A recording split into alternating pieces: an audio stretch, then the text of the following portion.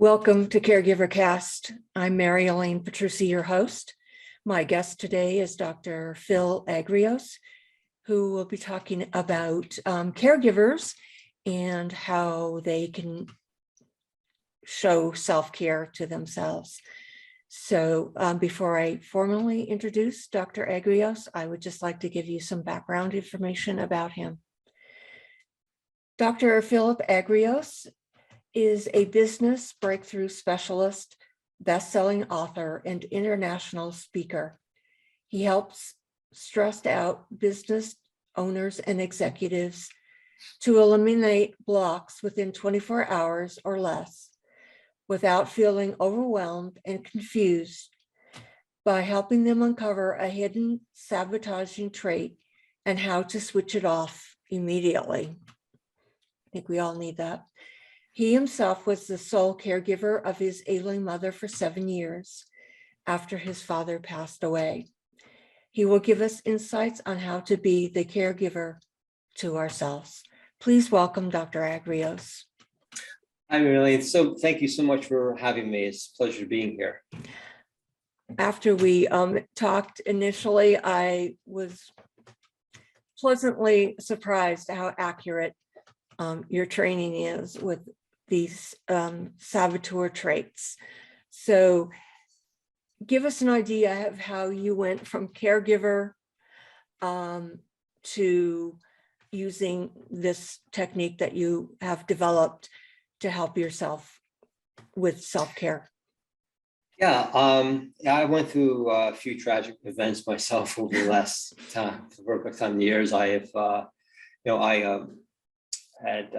my father had brain cancer, and while I was going, had disability of myself. I could not practice anymore. I used to be a chiropractor and a functional medicine practitioner. My specialty was thyroid and autoimmune disease. And during the process, my father was diagnosed with brain cancer, and the stress of that and losing my practice as well. When he passed, my mother, who was sick for a long time herself, I then became the primary caretaker for her for 7 years until she passed. And during that whole process, I went through financial ruin, to a horrific divorce, to my own daughter almost committing suicide, to so many other different things. And I'm okay with everything because it allowed me to discover what I discovered and to be here with you. And I have no regret. But it all, everything that happens to you, you have two choices. It can actually three choices. It's a detriment, it's benefit, or it just is. And I take everything most likely as a just is, because you never know where it's going to go, but it's there for your experience. And if you really look at that as, why is this happening to me, and what experience is it helping me to move forward, to evolve? Because that's what we do. We evolve and we dissolve, right? We contract, we expand, we give and take, and we grow, and we protect ourselves. So it's the same motion. It's just different words that we use. So, and caregivers, unfortunately, they focus a lot on the person they're taking care of. And then I've seen many times, especially in practice and also as a business consultant, because we work with their personal lives as well. There can be resentment, there can be anger, there can be other things, feeling that this person is draining them. I mean, I went through it. I mean, I remember 20 years telling my mom, hey, look, you're not healthy. You got to do this, this, and this. And she wouldn't do it. And all of a sudden now she needs my help. And I'm like, wait a minute. 20 years I've been telling you, now it's on me, and now it's affecting me, my marriage, and my life, and my business, and everything else. And I didn't realize I started to become a surrogate husband. And then, because sometimes it gets so close to you, and then I realized, this is her journey. And it felt very selfish, but it isn't. It's really self-nourishing, because you don't self-nourish yourself. How can you help them? To a point, you need to start taking care of yourself. I can't be coming here all the time. I have my own life trying to do here. And when I took that shift, it helped her as well. But it also allowed me to feel it, because, being Greek, Italian, I used to be Catholic. I was weaned on guilt, right? So people can't guilt me anymore. But during that process, and probably people were laughing about that, but it's really about you're there to support them, not to take it for them. That's really great advice. Thank you so much for sharing your story. It sounds like it was pretty horrific to go through all of that simultaneously, and then to be taking care of your mother on top of it. What allowed you to make that separation and care for yourself so that you could care for your mother better? Because, well, through the work I was seeing, it was from my own, what I call your inborn sabotage traits. And when I really started to discover mine and what was going on and how I was interacting in my behavior, I realized I was actually enabling her. I was weakening her. So there's an example I give is that if you and I go to the gym and you're ready to go pick up dumbbells, and I go, hey, Mary Elaine, I got that. And I go, how's that feel? You feel the burn? And you look at me like I was nuts, right? But really, you don't want to do this because in 2 days, you're going to be even more pain. Yes. So I'm trying to save you, but what am I doing? Who's getting weaker? You are. You are. Exactly. Right? You are, right? I'm getting stronger. So when you enable somebody, you actually are selfish. Oh, I like that. That's different twist, really. It is a twist. Because it feels better for you to help that person, but not realizing you are actually making them weaker. And a lot of times what I see when I work with people is that the person who's being cared for is now angry and they scream and they treat them like horrible because subconsciously they're saying, you're weakening me. And if the two come together to realize that the anger and all that is resentment because one's on top of the other compared to being responsible to them, not for them. Oh, that's great advice. That's a golden nugget right there. Yeah. I can see where some caregivers would fall into that trap, though, of doing something for someone else that they care for and that they love because it's just easier. Yeah. For the caregiver. Right. Because I remember I had a client who their child had cancer. And during the process, they gained weight a lot. And it was basically telling them that, how can I be healthy when I have a child dying, and what happens to the stresses and all that? They were actually punishing themselves for that end of it. So, and when the child passed, it was helping them to really understand this is what's happening and it's time to self-nourish you. Because depending on who you are, selfishness and self-nourishment are not the same. They're different. Okay. Right? Because you feel that you're taking, that you're being selfish. No, you're actually self-nourishing. It's essential to your life. Like the big trees in the forest, they take 90% of the rain and the sun. Are they selfish?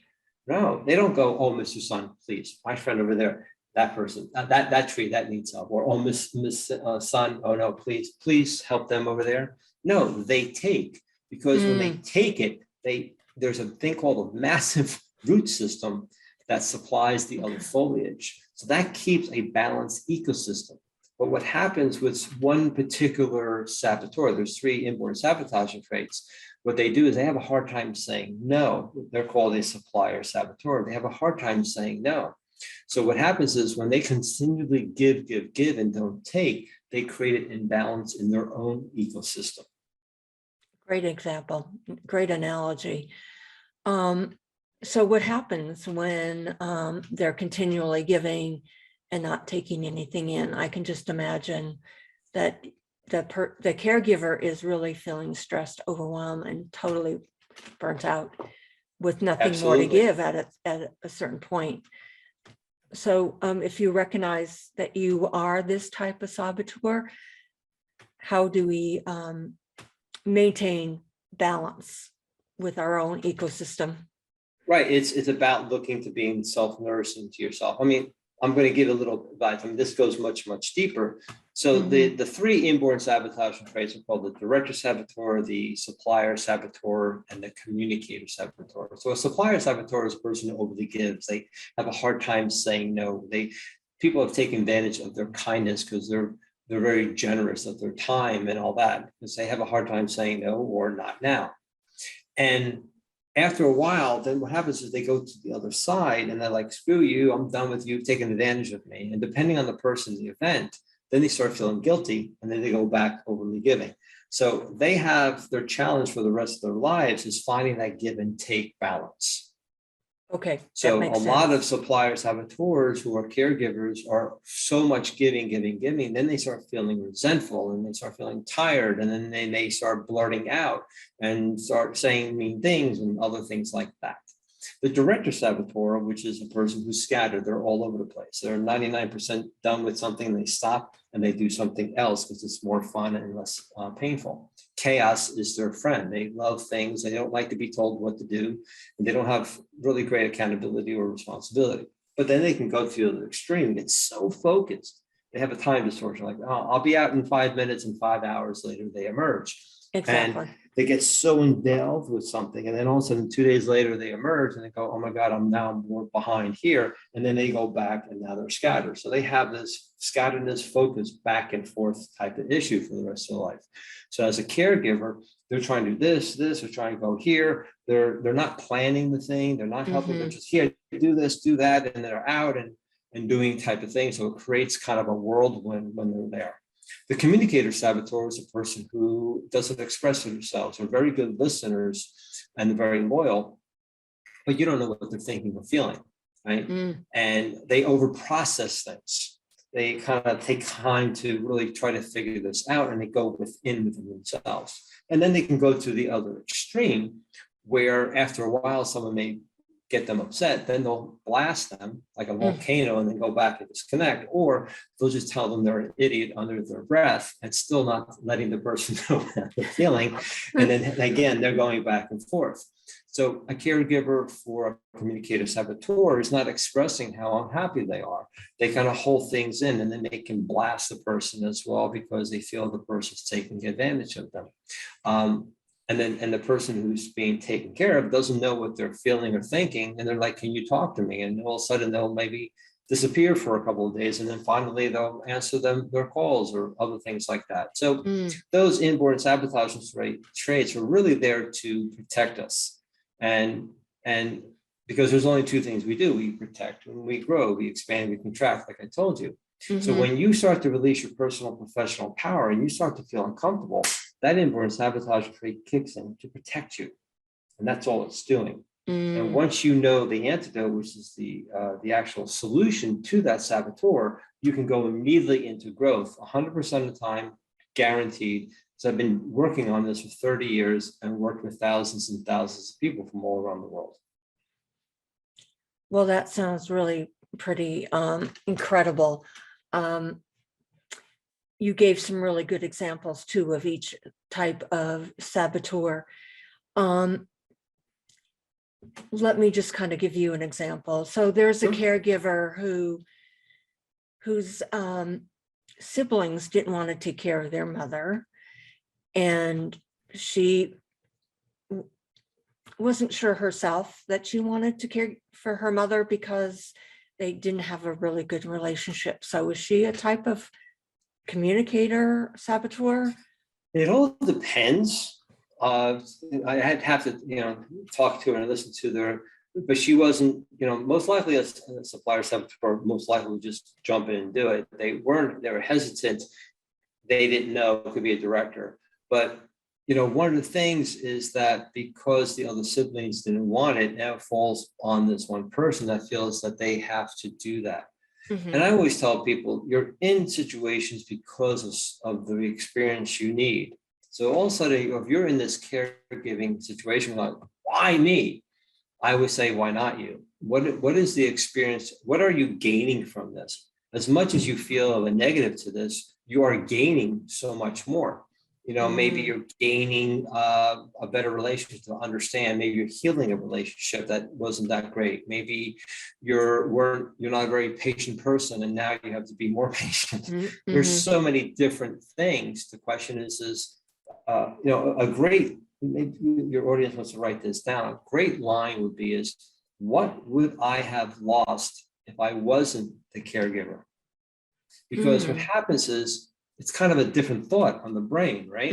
It's that you're there and you're gaining but we're only seeing what we're losing. Because Right.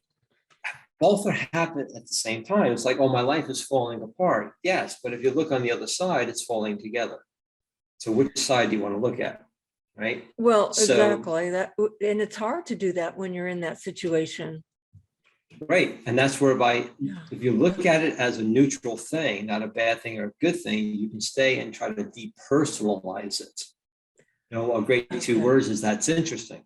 You know, oh, that's interesting that my mother is giving me this look, the usual look. Well, maybe she's just in pain. Maybe she's this, you know, or, and what happens is it kind of depersonalizes it type of situation to say, okay, what's going on, and going from there. Now, it also depends on if your mother or your father were very abusive to you, and now you're the caregiver and you're like, you know, what's going on in my life?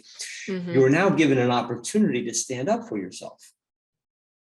Wow. So if you don't have, so yeah, so That's there's really a powerful. benefit for there. Yeah, because it brought you, you're attracting it for a reason to evolve. See, everything is there to evolve or dissolve us. That's it. So when you feel like stressed or you feel depressed or whatever you're feeling at a negative moment, you're ready to evolve. You just don't know how to do it. And once you know the antidote, you can immediately shift that and go into a growth phase. So it's just looking at things in a much different way. Is it easy to do? Heck no. But it's at least something to look differently so you can move into a different direction. I like that approach, because I think sometimes some caregivers, and I guess even myself, when I was caregiving for my parents, we get into some old routines that aren't benefiting either one of us. And I think you're right. I think the caregiver needs to step back and reframe it, like you're saying. So, okay, so somebody is resisting doing something. Well, there must be a reason. And, you know, it's something that you can talk about with the person you're caring for, instead of just getting frustrated, angry. Exactly. And knowing that you're supposed to be growing, but at the same time, not having like the skill to make those changes. Yeah, and if I may say something regarding, say, well, this is not a benefit for me, I would then come back, go, yes, it is a benefit for you. So what happens is that everything outside of you is you, right? The person that you can't stand is a part of you you can't stand. They're just showing up to show you. And what I do with people is that I help them to find out the thing that they can't stand about their parent or whomever, that anger, is that it's what they can't stand about themselves. So I go through a technique to show them how that person is them. And I've had people go, there is no way that or that is me. And I go, all right, let's try it. And they go through the technique, go, oh my God, it is me. So I have an online course called Rise Above Adversity that shows that. I give 5 great techniques that will neutralize stress immediately. And no matter what adversity you're going through, you can rise above it. But that's one of the techniques that I help improve that. But again, it's really focusing on understanding, why am I here? What benefit is there? And is a benefit because I'm always giving in, is an opportunity for me to leave or find that balance. So those are the things, is kind of stepping back and asking the question, okay, I'm here. What's the benefit for me? Because think about it, if you think about a lot of stuff that happened to you in the past, most likely you benefit from it and you didn't benefit from it, right? Sometimes you have to create what you don't want so you know what you do want. Correct. So by looking at it in a different way, it's not here, how can I better myself? See, I don't like the word better. You know, I have to work harder. I have to be smarter. I got to do, you know, I have to think differently. You know, what I tell people to do is, when you think about getting better, it means that you have to go up this hill. And if I keep on going up a hill and I stop, what happens? I start going back down. So we always feel that we got to keep on going and going, because if I stop, I'm going to lose lose ground. And I go, if you just think about how can I do it differently? So if you're going down this road, it's not working well. So by doing it differently, just make a left. See how much easier that is compared to feeling you have to go up a hill against gravity. And just going with the tide and going with it and asking, okay, how is things moving? What's going on? What's coming in? What's coming out? And what's working and what's not working? That's just great advice, Dr. Phil. Okay, so some people don't want to make that left turn. Caregivers don't want to make that left turn because they don't know what's over there on the left-hand side. And all they know is they need to keep pushing up that hill, even though it's making them more frustrated with themselves and with the person that they're caring for. Is there a way to, in addition to stepping back and looking at a situation, to kind of change our mindset so that we can accept a person for who they are at a particular point in time that may be different than they were when you were growing up with them, I guess? Yeah, absolutely. I have a 5-week online course called Transcendence 101 from self-sabotage to self-made success. It's also on my website. But what we do in those 5 weeks, we dive deeply into the inborn sabotaging trait and antidote. Second week, we help you understand there's actually a sequence. There's two other traits. There's a dominant trait, which is your superpower. And when you go into a imbalance, your superpower actually reinforces the saboteur. Once I know that sequence about you, I can tell you everything about you and never meet you. If you had a significant other, a child, or whatever, by me knowing that sequence, I'll tell you everything about them and I don't have to meet them. And then that can show you how you two interact without ever asking that question, because we have that down to that science. On week 3, what we do is you ever see the domino masters where they set up this domino setup and they push this one domino, goes right, and the last one hits. Let's say balloons are released. What's the last thing you see? The balloons. Correct. So that's your imposter syndrome, your anxiety, your stress, your anger, and all that. And that's the last thing you see and feel. So we take our coping methods and do what? We put them on the balloons, not the one domino. So it's easier holding down the balloons to stop pushing the one damn domino. So when you push your saboteur, it goes down the road of frustration. When you push your antidote, which is the exact opposite, that's why it's impossible to sabotage your professional and personal life by using the antidote. It then now goes down the road of inspiration, not motivation. This is not rah-rah stuff, it's everlasting.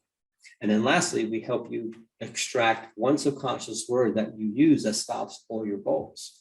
It stops in the past, it stopped the goals now, and it stopped it for the rest of your life.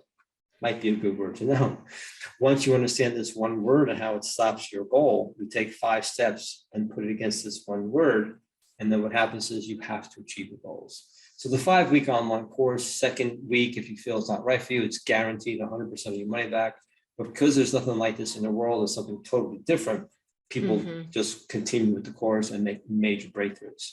So once you understand this, you can really dive deeper into just knowing just one thing. But that's why it's 30 years going, there is no way, because I would have to try to disprove this. But there's no way it's this simple. And it is. Didn't say it was easy.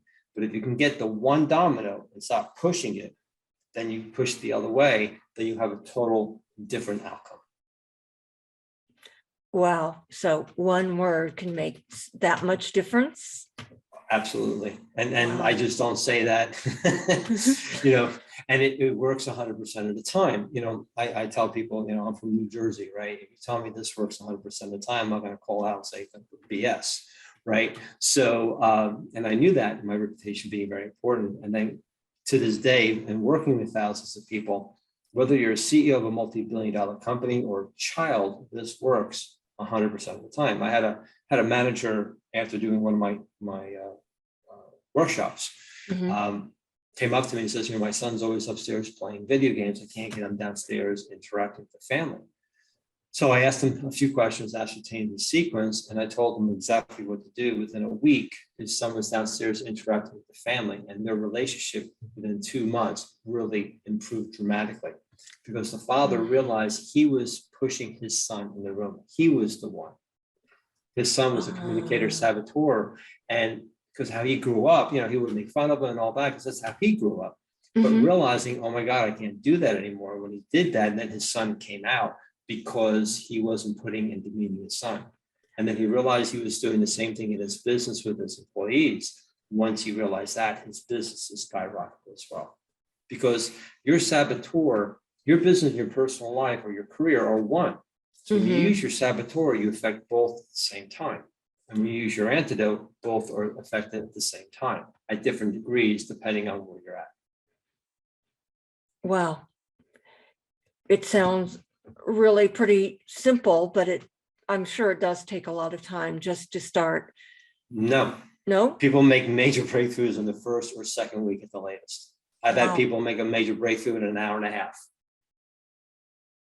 That's incredible. So I really think that caregivers should really look at taking your course so that they can identify their self-saboteur and what the antidote is, and make their life better as well as the person that they're caring for, even though they never did have a good relationship. So that is really amazing. And they can take a 9-question quiz, and within a minute they can get their inborn sabotage trait and the antidote for free. So they can go to SAB quiz. That's SAB, short for sabotage. SAB quiz, SAB quiz, and in 1 minute they can get their information, and then kind of get a little bit of a glimpse of what that is, and then to go dive even deeper, where they can now. So here's the thing. I've been blessed to help save marriages that are on the brink of divorce and other things, business partners, parent-child relationships. And what happens with the caregiver and the taker, or the patient, or the person who's not from. Why am I blanking on who they are, right? So anyway, when you getting upset with that person, as we said, if you understood their inborn sabotage trait and their antidote, you'll understand who they are. There won't be any more judgment. See, when we get on to my course, the first thing I tell everybody is that this is a no judgment zone, because if you judge others, you can be judged, because what happens is that superpower is the strength of you, but the saboteur is the weakness, for instance. So if, let's say, you're a great communicator and you have that communicator saboteur who doesn't talk, the great communicator can go, what's wrong with you? Just open your mouth. Are you kidding me? Just tell me what's going on. What are you, stupid? Right? Or the person who's very structured and very focused, where the director is all over the place, right? Can you just write something down and just finish it? Are you an idiot? Right? Or the supplier saboteur who can self-nourish themselves, go to the person's abusing. What's wrong with you? You're allowing them to abuse you. Do you love this kind of thing? You're an idiot. So we can judge the other person based on our strength to the weakness, but the other person can do the same thing to us. So once you understand the other person, now you have compassion towards them. Well, that's the only thing they can feel then, because once you know what the other person's saboteur trait is, their dominant and their weaker trait, then you can find better ways to communicate with each other and eliminate all that stress and overwhelm. And I think that's the whole purpose of what caregiving should be. I mean, I think you have to really, well, not necessarily overlook per se, but just to see that person in a different light so that you can have a better relationship and a more rewarding caregiving journey. Otherwise, you're just like fighting all the time and getting nowhere. Exactly. You're just wasting more time and energy. Absolutely. Definitely. I love all those examples. Thank you so much for sharing that. Are there any closing thoughts that you have? I mean, before that, I should say I have taken your quiz. So I know what my saboteur is, and it is really incredible that it matches me perfectly. Okay, So, great. And yeah, I'm looking forward to you coming on the course and taking it and really get the experience, and you'll definitely be blown away with that. oh, definitely. I'm looking forward to doing that. So what do you have in closing? What do you offer? What advice can you give caregivers that are in this journey right now or about to begin a caregiving journey, so that they can see it as a benefit, like you were saying, Right. and not a chore, which is, there's a fine line there, but Well, it's going to be a chore in many cases as well, right? Right. I'm not trying to be here in some fantasy fairy tale land, but one of the things I want your audience to do right now is just take a deep breath in, just let it go. Just do that. I mean, it's that pent up thing of feeling kind of like helpless at times themselves. And what's really interesting, the person that helping who's helpless, they feel helpless themselves. That after a while, there's just so much stress that they're getting broken down. And by taking a deep breath in, that maybe waking up a little bit earlier in the morning and doing something for you, going for a walk, working out, doing some meditation, just sitting and having some tea or coffee and just listening and looking at nature without anything, but fulfill yourself first. And when you fulfill yourself first in the morning, then you'll have more to give to others, and you won't feel resentful because you're like, well, you don't give anything to me. That's not their responsibility. No one's responsible to give you anything, because there's nothing for you to not have. Everything within you, you have everything. You're Mother Teresa, you're the mass murderer, you're a loving person, you're the hateful person, you're the beautiful person, you're the ugly person. You have everything within you. It's up to you what you want to tap into to show yourself in the world. So there is no lack. It's all within you. The potentiality is there.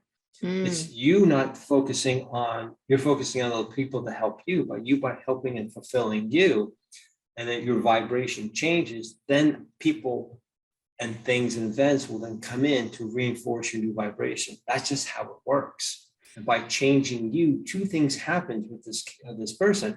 They'll change or they'll leave, right? Or you'll leave because you're going, this is just not where I'm at. And then from there, the relationship between the two, I've seen it over and over again, starts to improve, because now, and then there's going to be some people that are not going to change. You have people that are never going to change. And then you have to make that decision whether or not you should still be in the life. Because what happens also, the caregiver doesn't give any consequence to the other person. I'm not talking about a severe consequence, but a consequence of just can't do this anymore. You're on your own, or we have to look at assisted living compared to always doing, because there's no consequence. So this person does something quote to you and screams and yells at you and demeans you, and you take it, there's no consequence. So they're going to continue to do it because they're protecting themselves from you. And you're like, why are they protecting me? Because they're seeing something that way. Or are you enabling them and they feel that you don't trust them, right? So coming with a cooperation between the two and collaborate how we can work together with each other, so we don't feel that we're being drained or weakened by each other. So I hope that was something they can take. Well, thank you very much. I think you're right. I think it isn't selfish to take some time in the morning. You're there to, support the other person. You're definitely not there to enable them. But you have to be much more present so it can be a more rewarding caregiving journey. Otherwise, like you said, why are you in it if you're always fighting and somebody's always demeaning you when it doesn't make you feel better?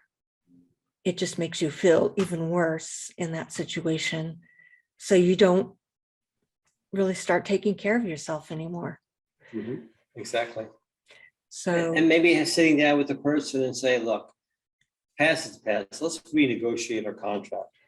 You know, let's sit down and say that, you get, why you get so mad at me? Because you do this and this and this. Then listen to them. And they may be saying you do too much for me, or I don't want you here, or whatever. Oh, you can't take care of yourself. All right, so why don't we do this? Let's try this. Let's try that. Instead of just both being stubborn and not looking for the flexibility in different ways. Because if you're doing the same thing and it's not working, it ain't changing. That is so true. Thank you very much for that final thought. I think Yeah. I could see on some level that my caregiving with my father could have been different. We were just very alike, very much alike, and we would always kind of butt heads. And if I would have given him more choice, or if I could step back and look at his situation differently, things could have been different. So I think caregivers have learned a lot from you today, Dr. Phil. And I hope so.